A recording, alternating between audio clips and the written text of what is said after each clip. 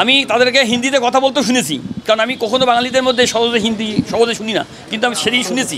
লাস্টের দিন পুলিশ যেভাবে গুলি করছে, পুলিশের কাছে আমার কাছে মনে হয়েছে যে পুলিশের যে ড্রেস ছিল সে পুলিশের সম্পূর্ণ ফুল ড্রেস ছিল না, বুকের মধ্যে যে একটা আলাদা ড্রেস এবং তাদের চেহারা আমার কাছে খুব অপরিচিত মনে হয়েছে। এবং তাদের কাছে আমাদের স্বাভাবিক বাঙালিদের দেখলে আমরা চিনতে পারি যে এটা বাঙালি, আমার কাছে নন বাঙালি মনে হয়েছে আর কি। তো সুতরাং আমার মনে হয় যে আপনাদের মিডিয়ার মাধ্যমে আমি আমার মানে বিনীত অনুরোধ করছি যে আমরা এই জিনিসগুলো একটু মানে আপনাদের কাছে বিচার দিলাম যে আমরা কারাই কাজটা করলো। আমার মনে হয় আমাদের বাঙালিরা এত নিষ্ঠুর হতে পেরেছে বলে আমার মনে হয় না, এবং এটা বাইরের লোকজন আছে বলে আমি মনে করেছি। আমি তাদের দেখে মনে হয়েছে যে তারা আমাদের দেশের সব লোক আমাদের দেশের নয়। তাদের কথাবার্তা আমি হিন্দিতেও কথা বলতে শুনেছি, আমি তাদেরকে হিন্দিতে কথা বলতেও শুনেছি, কারণ আমি কখনো বাঙালিদের মধ্যে সহজে শুনি না, কিন্তু আমি সেটাই শুনেছি। হ্যাঁ, তো আমি আপনাদের কাছে বিনীত অনুরোধ করব যে আমরা এটা যাচাই বাছাই করবেন, এবং যাচাই বাছাই করে আমরা সঠিক জাতির কাছে আমার ছেলে সুষ্ঠু বিচার চাই, এবং এটা যাচাই বাছাই করে জাতির কাছে সুষ্ঠু হিসাবটা, সকল শহীদের সুষ্ঠু হিসাবটা, এবং কতগুলো লোক শহীদ হয়েছে, কেউ বলে 200, কেউ বলে 300।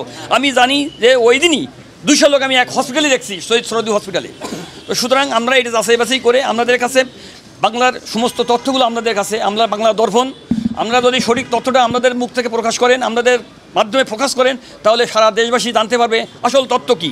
আসল তথ্য, কারণ আমরা জানি না, আমরা এক জায়গায় দেখছি, এক জায়গার তথ্য জানি, আমাদের কাছে সারা বাংলার তথ্য আছে। আমার মনে হয় প্রত্যেকটা স্কুল, কলেজ, ইউনিভার্সিটিতে যদি তাদের রেজিস্টার খাতা দেখলেন যে প্রত্যেক ডিপার্টমেন্টে কতজন ছাত্র ছিল, কতজন ছাত্র আছে, কতজন তো মিসিং হয়েছে। তার কাছে আমার বিনীত অনুরোধ যে আমি তাকে বলেছি যে আমার ছেলে যেখানে শহীদ হয়েছে, যেখানে তাকে কবরস্থ করছি, সেই কবরটা আমি পাকা করে দিতে চাইছি। উনি বলছেন যে আমি সর্বোচ্চ চেষ্টা করব, আর আপনাদের মাধ্যমে আমি মাননীয় স্বরাষ্ট্র উপদেষ্টার কাছে আবারও পুনরায় মানে আমার অভিব্যক্তি ব্যক্ত করতে চেয়েছি যে চাই যেটা আমার শহীদদের ছেলের কবরটা যেন শহীদ পাকা করে দেওয়া হয়, এবং কবরস্থানটা শহীদ তার নামকরণ করে দেওয়া হয়, এটা আমি বিনীত অনুরোধ করছি। আর আমি আমার দ্বিতীয় কথা আমি যেটা বলছি যে শহীদের যে গেজেট হবে, সেই গেজেটে যেন আমার ছেলের দ্বিতীয় স্থানে আমার ছেলের নাম থাকে। আমি আবু সাইদ যেহেতু প্রথম শহীদ হয়েছে, আমার ছেলে শহীদ হিসেবে আমার ছেলে যেন গেজেটে দ্বিতীয় নাম থাকে, এটা আমি আপনাদের কাছে বিনীত অনুরোধ করছি। মাননীয় স্বরাষ্ট্রমন্ত্রী মহোদয়ের কাছে আমি আকুল আবেদন করছি, এবং আপনাদের মাধ্যমে আমি পুরো দেশবাসীর কাছে আমি এটা আমার আকুল আবেদন।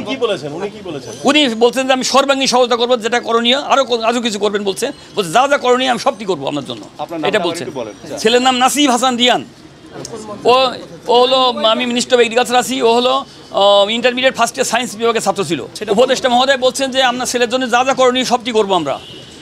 উনি খুব আফসোস করছেন, উনি খুব দুঃখ পাইছেন, উনি বলছেন যে এটা খুবই ঘৃণিত, এবং উনি কেঁদে ফেলছেন, এবং উনি বলছেন যে আমি যা করণীয় সবটি